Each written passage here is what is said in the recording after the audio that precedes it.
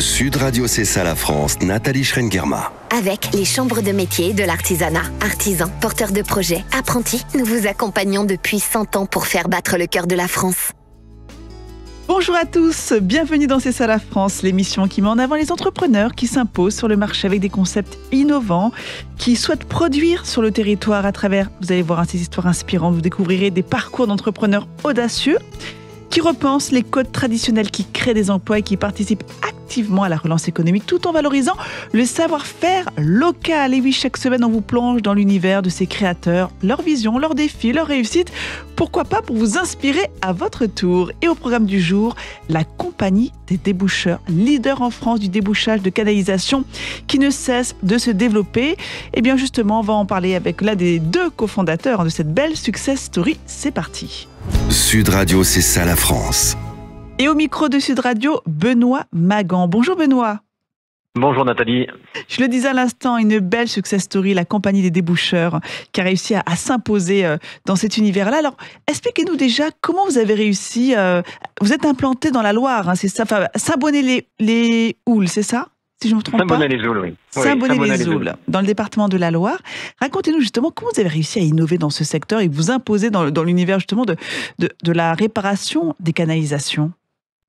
Alors à la base déjà c'est le débouchage de canalisation. Le débouchage, oui. Voilà, oui. On est parti d'un constat simple finalement, c'est que quand on a un WC de boucher, on ne savait pas à quelle sauce on allait se faire manger. Donc ça c'est un constat qui a été fait en 2015, un petit peu le syndrome du serrurier parisien, que nos amis connaissent bien. Oh oui. Donc voilà. Et nous simplement ce qu'on a amené c'est de la transparence, pas de mauvaise surprise. Donc les tarifs sont annoncés, il y a 3 tarifs simples qui sont faciles à comprendre par le client. Qui sont fixes, hein, c'est ça? Il n'y a pas de mauvaise surprise. Exactement. Pas de frais de déplacement et pas de majoration soir et week-end. Donc là déjà, on est dans de la réassurance au niveau du client. C'est là où vraiment on a été disruptif avec la compagnie des déboucheurs à l'époque, quoi. Oui, c'était une manière vraiment de complètement transformer ce métier, quoi. Le proposer différemment. Exactement, exactement. Vous dites même redorer l'image du débouchage de canalisation. C'est-à-dire que c'était un métier qui était mal perçu? C'est un métier qui était mal perçu parce que très opaque. Encore une fois, sans vouloir charger mes amis serruriers, mais bon, c'est vrai que il y a quand même quelques difficultés dans certains métiers, surtout les métiers du dépannage dans l'artisanat. Et dans ce cadre-là, en fait, finalement, on s'est positionné à la place du client. Hein. Le client, il veut savoir qui va venir, quand est-ce qu'il va venir, combien il va payer et qu'est-ce qu'il va faire. Donc, c'est en partant du constat et de ce résultat qu'on a créé la compagnie des déboucheurs avec cette recette. Mais alors, c'était du vécu, c'est la raison pour laquelle vous souhaité vous lancer dedans. Vous étiez déjà dans cet univers-là avec votre associé Grégory Bonhomme? Alors pas du tout. Moi j'étais à la base multi-franchisé à Allopneus, donc le leader de la vente de pneus sur Internet. Et Greg, qui est un ami d'enfance, lui était chef de chantier dans une entreprise de travaux publics locale. Et c'est autour d'un verre qu'on a discuté de ça, parce que ni l'un ni l'autre on avait eu de canalisation bouchée, donc c'est vrai que ça a été une belle surprise. Oui, parce qu'il faut le dire, hein, les canalisations sont quand même très vétustes sur une bonne partie du territoire français. Donc j'imagine que voilà, le boulot ne manque pas, mais comme vous le disiez à l'instant, après c'est la confiance qu'on a en la personne qui va venir justement, qui va intervenir chez soi. La compagnie des déboucheurs a été fondée en 2015. Hein, et alors vous avez connu une croissance exceptionnelle. Hein. De ce que j'ai pu lire en 2022, vous avez généré 19 millions d'euros. En chiffre d'affaires, une hausse de plus de 54% par rapport à 2021. Alors en 2024, je ne sais pas ce que ça a donné, mais c'est vraiment en constante, une croissance exceptionnelle. Oui, on a une belle croissance, donc ça fait plaisir. Hein. On est sur une base de 27 millions d'euros de chiffre d'affaires en 2024. Et surtout, ce qui est intéressant, c'est qu'on a inauguré notre 100e agence. Là, donc ça fait un petit mois. Et la première facture date exactement de mars 2016. Voilà. Et donc on a ouvert notre première agence en juillet 2018. Et depuis, comme vous l'avez dit, on a ouvert d'abord première année une agence par mois, ensuite 2 pour aller jusqu'à 3. Et là, pour l'instant, on oscille entre 1 et 2 parce que le territoire se maille. Et forcément, on a la plupart de nos candidats sont sur des secteurs qu'ils ont déjà pourvus. Donc, c'est un petit peu difficile de caler tout le monde. Alors, vous avez opté pour la franchise. Hein, c'est ce qui vous a permis de vous étendre assez rapidement. Oui, c'est ça. L'idée, en fait, finalement, c'est de simplifier l'accès à l'entrepreneuriat. C'est-à-dire qu'on a beaucoup de reconversions professionnelles, ce sont des salariés. Et nous, l'idée, c'est de leur apporter la qualité de service en intégrant chez nous le call center. Donc on traite aujourd'hui 20 000 appels par mois, 1500 chats. On a aussi développé une application, même chose avec des ingénieurs informatiques locaux. Cette application va traiter tous les accords de travaux, les RGPD, enfin tout ce qui est mention légale, et va aussi rédiger automatiquement les factures, faire une demande d'audit et les accompagner aussi dans la prospection. Donc, d'où cette volonté de former sur place, c'est bien ça, pour être sûr, j'allais dire, d'avoir une qualité de service, qu'elle ne soit pas dégradée. Donc, c'est vous qui formez les futurs franchisés. Exactement, oui, et ce depuis le départ. Donc, la formation se passe au siège social, et notre siège social, ça a toujours été un peu particulier. C'est une maison depuis nos débuts. Donc, pourquoi une maison? Parce que simplement, les franchisés habitent sur place pendant la formation. Donc, il y a une semaine de théorie et une semaine sur le terrain. Et donc, dans cette formation, on va aborder plusieurs sujets. C'est déjà la prise en main du matériel, comprendre comment fonctionnent les réseaux, comprendre ce que c'est que l'entrepreneuriat, la partie aussi communication qui est importante. On a un service communication qui est omniprésent parce que on fait du mass média aujourd'hui, donc c'est comme un beau levier pour une marque comme la nôtre qui est assez jeune. Donc l'idée, c'est vraiment de leur donner tous les outils pour qu'ils puissent débuter leur aventure entrepreneuriale dans les meilleures conditions possibles. Alors, au niveau de la communication, là aussi, il y a cette volonté de proposer quelque chose de différent par rapport à une communication plus classique dans cet univers-là. Eh ben oui, on est les super-héros du débouchage, quoi. C'est important, ça aussi, cette communication décalée. C'est super important pour le client déjà, d'une part, pour dramatiser un petit peu la situation, parce que dans un certain moment, on arrive à nous rapporter qu'on sauve la vie de nos clients. Alors c'est un petit peu exagéré. On n'est ni médecin ni pompier. D'ailleurs, on les salue pour tout ce qu'ils nous apportent. Et ce qui est important aussi, c'est que finalement, on a créé une vraie marque que les franchisés s'approprient. Donc c'est toujours plus sympa de communiquer au travers d'une marque pour laquelle on partage les mêmes valeurs, quoi. Oui, d'où l'importance, on le rappelle, de cette formation, c'est vraiment comprendre l'état d'esprit de la maison pour rester vraiment dans ce même univers. Et vous le disiez, c'est cette innovation aussi, l'automatisation pour simplifier la gestion des franchises. Donc ça aussi, c'est important. C'est-à-dire qu'avant d'être lâché, entre guillemets, dans la nature, vous êtes obligé de bien cadrer les choses. Exactement. En fait, il faut se dire une chose, c'est que finalement, l'opérationnel, la partie débouchage, c'est qu'une infime partie du travail. Nous, ce qui nous intéresse, c'est que le franchisé fasse vivre son entreprise sur son secteur. Et notre job, de notre côté, c'est de lui fournir un outil qui soit le plus performant possible pour qu'il le fasse dans les meilleures conditions et qu'il ait les meilleurs résultats possibles. Alors aujourd'hui, vous êtes répartis de quelle façon sur le territoire français ? Donc on a une centaine d'agences et j'ai envie de dire qu'on a la diagonale du vide qui se dessine. Donc, mais plutôt vers quelle région? Alors j'imagine autour de la Loire, là où vous êtes implanté déjà.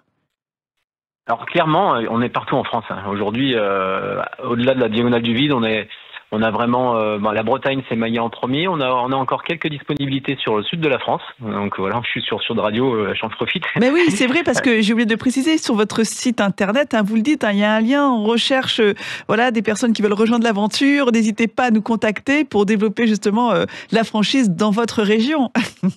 C'est ça, oui. Et puis aussi accompagner nos franchisés dans le recrutement avec les salariés. On met en place 45 nouveaux techniciens par an. Donc il y a de la croissance organique aussi qui est assez intéressante, quoi. Donc on a de la place à la compagnie des déboucheurs. Il ne faut pas hésiter. S'il y a des vocations qui se créent au travers de cette interview, vous êtes les bienvenus. Combien de personnes travaillent en ce moment au siège justement pour former tous ces franchisés, pour faire vivre l'entreprise, pour répondre aux appels téléphoniques qui sont donc centralisés?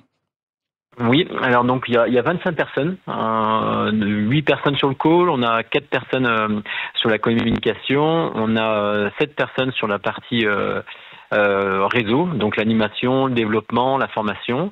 On a de l'administratif et des achats aussi parce qu'on a une marketplace, on centralise tous les achats pour essayer de mutualiser les coûts et avoir les meilleurs tarifs. Et la partie opérationnelle, on est en direction opérationnelle, on est 3. Ouais. Alors ça, c'est la première partie, ça a été créé en 2015. Et depuis quelques temps, vous avez lancé une autre entreprise très complémentaire, la Compagnie des Chemiseurs. On va se quitter un court instant et on en parle juste après. À tout de suite. Sud Radio, c'est ça la France. Nous voilà de retour dans C'est ça la France, l'émission du savoir-faire français, l'émission qui met en avant ces entrepreneurs qui innovent. Et nous sommes avec la compagnie des déboucheurs depuis le début de cette émission. Cette entreprise qui a su s'imposer dans le débouchage de canalisation sur le territoire français, qui ne cesse de se développer. Et désormais, on débouche, mais on répare également. On en parle tout de suite avec Benoît Magan, notre invité, le cofondateur de cette entreprise. Sud Radio, c'est ça la France. Benoît Magan, alors on évoquait le débouchage des canalisations, et cette belle entreprise qui a su s'imposer sur le territoire français. Et depuis quelque temps, eh bien, on répare également les canalisations. Exactement, oui, on répare les canalisations. Depuis tout à l'heure, on parle de bon sens finalement, et dans la continuité, ce qui se passait souvent, c'est que quand on avait une canalisation de bouchée, elle pouvait être cassée dans 10% des cas à cause de racines, à cause de cailloux, d'écrasements, de sécheresse. Enfin, aujourd'hui, c'est des mots qu'on voit souvent revenir en été, par exemple. Et donc, ce qui nous intéresse, nous, finalement, c'est d'apporter une solution curative aussi à notre client, avec une technologie qui soit écolo d'un côté, parce qu'il n'y a pas de casse, non invasive. On va pas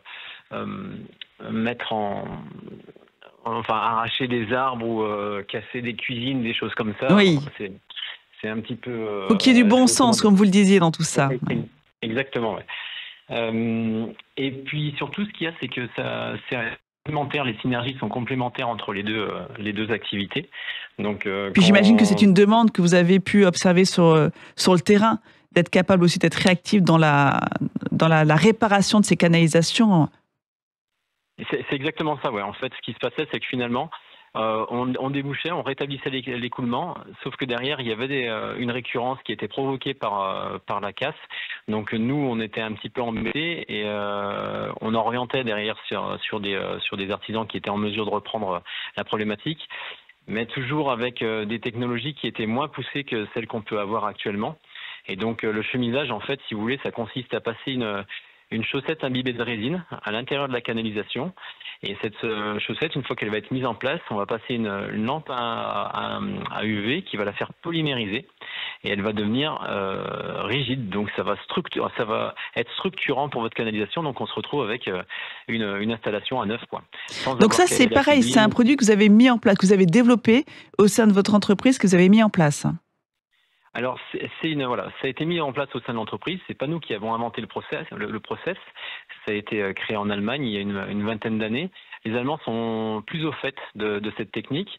Là, aujourd'hui, c'est un petit peu à discrétion en France. Et nous, ce qui nous intéresse, c'est, comme pour le débouchage, de former des personnes qui soient de vrais professionnels, des spécialistes, en fait, finalement, de ce type d'intervention. Et les synergies entre les déboucheurs et les chemiseurs, elles sont bien. Elles sont évidentes. Du coup, on ne peut pas être à la tête d'une compagnie de déboucheurs et chemiseurs. C'est soit l'un, soit l'autre, c'est ça? Ça sera vraiment deux types d'entreprises différentes mais complémentaires. Voilà, c'est ça. C'est deux types d'entreprises différentes. Dans leur savoir-faire, dans leurs compétences, ouais. Exactement, et nous on cherche à avoir des spécialistes. Donc on est capable d'offrir la formule, la solution curative. Par contre, il y aura deux intervenants qui partageront les mêmes valeurs, quoi. C'est ça qui est vraiment important pour nous. Alors ça, c'est tout nouveau, hein. Donc pour l'instant, j'imagine que c'est pas encore bien déployé, la compagnie des chemiseurs. Alors l'entité pilote est en place à Saint-Étienne. On va ouvrir une autre entité aussi sur Lyon. Et après, je pense que la commercialisation se fera d'ici fin d'année, sauf si on a de belles opportunités humaines qui se présentent à nous. Parce qu'en fait, ce qui nous intéresse, nous d'abord, c'est de partager notre aventure avec des personnes qui partagent nos valeurs, quoi. C'est ça vraiment qui est important. C'est ça qui est important. Aussi... Puis après, il y a ce côté aussi de maintenir des savoir-faire sur le territoire. Exactement, ouais, exactement. Aujourd'hui, on a un beau territoire avec des personnes qui ont envie de s'en sortir. L'atmosphère, l'ambiance actuelle, c'est pas le top. Et à côté de ça, je trouve que les gens qui se prennent en main et qui ont envie d'entreprendre, il faut les mettre à l'honneur parce que ils prennent leur courage à deux mains et ça fonctionne. Donc j'ai le courage là-dedans et on fait le maximum pour qu'ils s'éclatent, quoi. Eh bien, on vous souhaite le même succès avec la compagnie des chemiseurs. Merci beaucoup, Benoît Magan, d'avoir pris le temps de répondre à nos questions et encore bravo pour cette belle success story 100% française. Merci Nathalie, merci mille fois. Au revoir. Au revoir. Allez, il est temps d'aller se balader avec Thibaut, notre French Trotter. Sud Radio, c'est ça la France, avec Thibaut, le French Trotter. Bonjour Thibaut. Bonjour Nathalie. Alors il y a de ça 2 semaines, vous étiez au Conseil économique, social et environnemental au Palais d'Iéna à Paris et il y a un événement là-bas qui a lieu maintenant chaque année qui concerne directement les lycéens. Exactement Nathalie, dans ce cadre prestigieux, j'ai pu assister à la rencontre au sommet entre 300 lycéens de région parisienne et une 50aine de grandes entreprises françaises.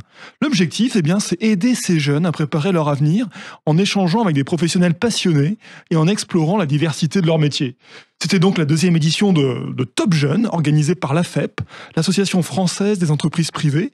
Et je vous propose d'écouter sa directrice générale, Stéphanie Robert, qui va nous en dire plus. Le Top Jeunes, c'est un événement qui a un objectif de découverte des métiers. En fait, on se rend compte que les jeunes connaissent assez peu de métiers et qu'au fond, au moment où ils doivent faire des choix d'orientation, il faut leur ouvrir un maximum d'opportunités. Et la FEP, c'est l'association des grandes entreprises françaises, et donc qui réunit une centaine d'entreprises et des milliers de métiers différents et qui sont le plus souvent insoupçonnés de la part des jeunes. Et on s'est dit qu'on allait donc réunir une dizaine de classes de seconde, une 50aine d'entreprises. Chacune allait identifier un certain nombre de métiers qui pourraient susciter la curiosité de ces jeunes et leur présenter au cours d'une matinée. Côté entreprise, je m'adresse maintenant à Valérie Gary, qui est responsable marque employeur chez Air France. Alors pourquoi êtes-vous présente ici aujourd'hui ? Alors tout simplement, c'est être sur le terrain, rencontrer ces lycéens de seconde.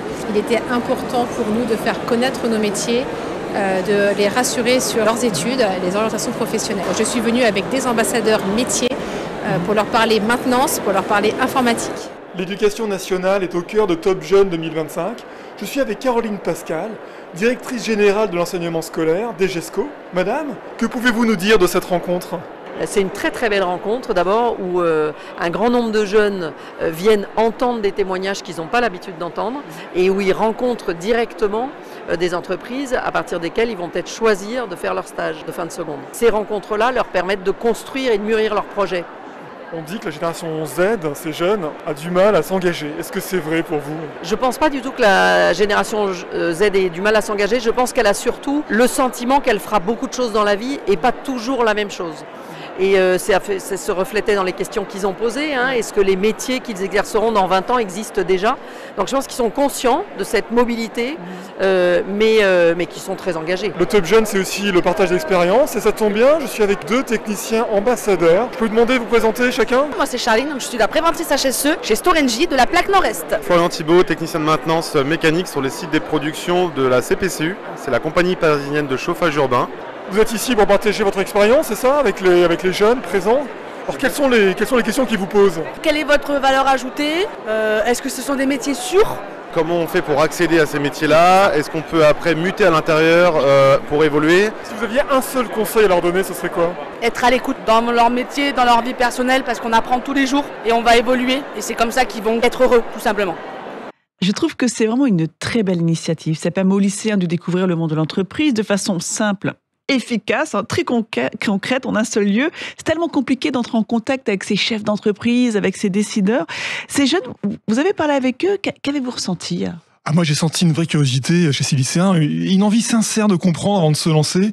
Par exemple, juste avant les rendez-vous individuels, il y avait un grand rendez-vous dans l'hémicycle du Palais d'Iéna avec tous les grands patrons et ils n'ont pas hésité à les interpeller, que ce soit Patrick Puyanet, patron de Total, ou Sébastien Bazin, le PDG d'Accor. Mais est-ce qu'ils ont une idée de ce qu'ils recherchent ? Ah ouais. Enfin, ils ont déjà une petite idée. Ouais. On devine chez eux déjà des intérêts très marqués. Par exemple, pour les métiers de la transition écologique, qui les attire pas mal. Pour le luxe aussi. Mais aussi pour les filières techniques et scientifiques. C'est par exemple le cas de Noémie, une élève de seconde qui nous explique ce qui l'a poussé à apprendre. C'est le cas de Noémie. C'est le cas de Noémie, par exemple, une élève de seconde qui nous a expliqué, qui m'a expliqué ce qui l'a poussé à venir ici. Moi, je suis venue chercher des nouvelles rencontres, de nouvelles informations sur des métiers de l'avenir, comme on ne peut pas en avoir autrement.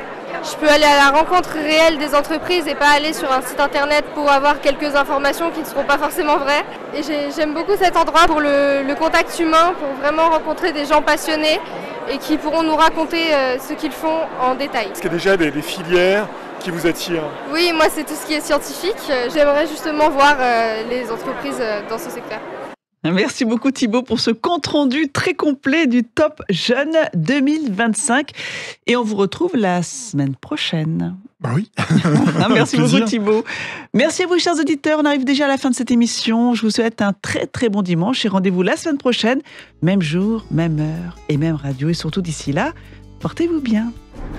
Sud Radio C'est ça la France, Nathalie Schrengerma. Avec les chambres de métiers et de l'artisanat, artisans, porteurs de projets, apprentis, nous vous accompagnons depuis 100 ans pour faire battre le cœur de la France.